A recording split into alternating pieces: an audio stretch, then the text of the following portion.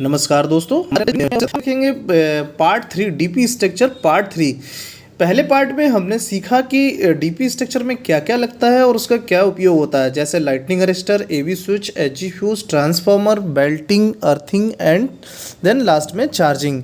दूसरे पार्ट में हमने देखा कि कौन सा चैनल किस हाइट पे लगता है, पोल कितनी डिस्टेंस पे लगते हैं, ये सब सीखा। फिर भी मैं आपको एक बार और रिकॉल करवा देता हूँ कि ट्रांसफार्मर का जो बेस चैनल लगता है वो 2440 mm पे लगता है, और ट्रांसफार्मर का जो हमारा डीओ फ्यूज चैनल लगता है वो 4500 mm पे लगता है, और हमारा जो एवी स्विच चैनल लगता है वो डीओ फ्यूज से 1200 mm हाइट पे लगता है, और हमारा जो टॉप चैनल लगता है वो एवी स्विच चैनल से 1200 mm हाइट पे लगता है।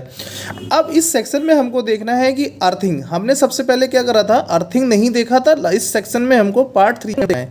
तो सबसे पहले आप समझ लें कि हमारे इस ट्रांसफार्मर की 3 अर्थिंग होती हैं, जिसको मैंने आप फिगर में देख सकते हैं P1, P2 और P3 का नाम दिया है। इन तीनों पाइप की डिस्टेंस एज पर REC 6.05 मीटर होना चाहिए, लेकिन प्रैक्टिकली ये पॉसिबल नहीं होता है। प्रैक्टिकल जितनी मैक्सिमम डिस्टेंस आपके पास है आप ट्रायंगुलर शेप में इनको लगा लें। अब इसमें हमारा जो सबसे पहली अर्थिंग होती है LA की अर्थिंग। दोस्तों, LA की अर्थिंग में एक बात याद रखना है कि LA की अर्थिंग हमेशा सेपरेट पाइप में होती है और सेपरेट पोल से होती है।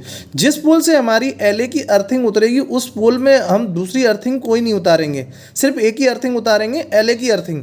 और जो भी हमारा एक अलग से पाइप है, दूर की तरफ जो पाइप होगा स्ट्रक्चर से, उसमें हम इसको अर्थ करेंगे। दूसरा अर्थिंग होता है हमारा न्यूट्रल का अर्थिंग। ये सब डबल GI वायर से करना है हमको। दूसरा अर्थिंग वायर होता है हमारा, अर्थिंग होता है न्यूट्रल का, ट्रांसफार्मर के न्यूट्रल का। जो भी एक और पाइप है उसमें हम ट्रांसफार्मर न्यूट्रल की अर्थिंग कर देंगे। अब जो लास्ट वाला पाइप बचेगा हमारा, उसमें हम LA के चैनल का, एवी स्विच का, डीओ फ्यूज के चैनल का, ट्रांसफार्मर माउंटिंग चैनल का, ट्रांसफार्मर बॉडी का, लास्ट वाले जो पाइप बचा है तीसरा, उसमें कर देंगे।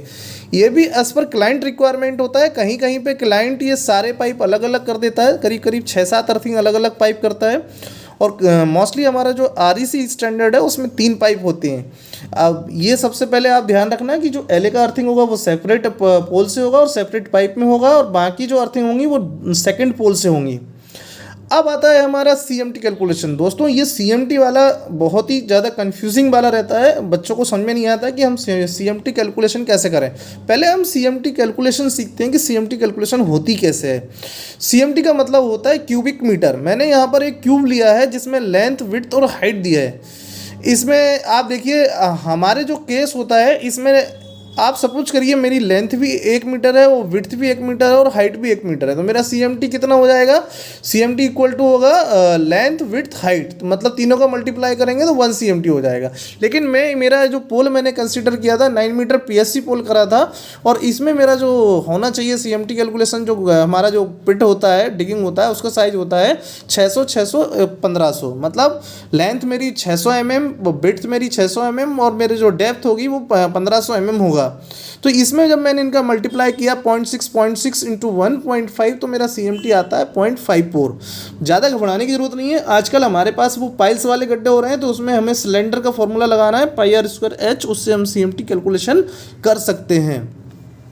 और स्टे के केसेस में भी ऐसे ही हमारा जो भी हमारा गड्ढा उसका पिट बन रहा है उसका साइज लेके आप फॉर्मूला लगा लें, उसका हमारा CMT कैलकुलेशन हो जाएगा। इस केस में हमारा CMT कैलकुलेशन आया 0.54। आशा है दोस्तों आपको अर्थिंग और CMT कैलकुलेशन समझ में आया होगा। CMT कैलकुलेशन बच्चों को थोड़ा हार्ड लगता है, समझ में नहीं आता है। सिलेंड्रिकल वाले फॉर्मूले में आप लगा के देखें, πr²h रख के देखें, उसमें से आपका CMT कैलकुलेशन निकल आएगा। Okay, thank you for watching this video. Like, subscribe and share करें अच्छी लगे, और यदि कोई डाउट होता है तो आप कमेंट करें, मैं उसको सॉल्व करने की कोशिश करूँगा। Thank you.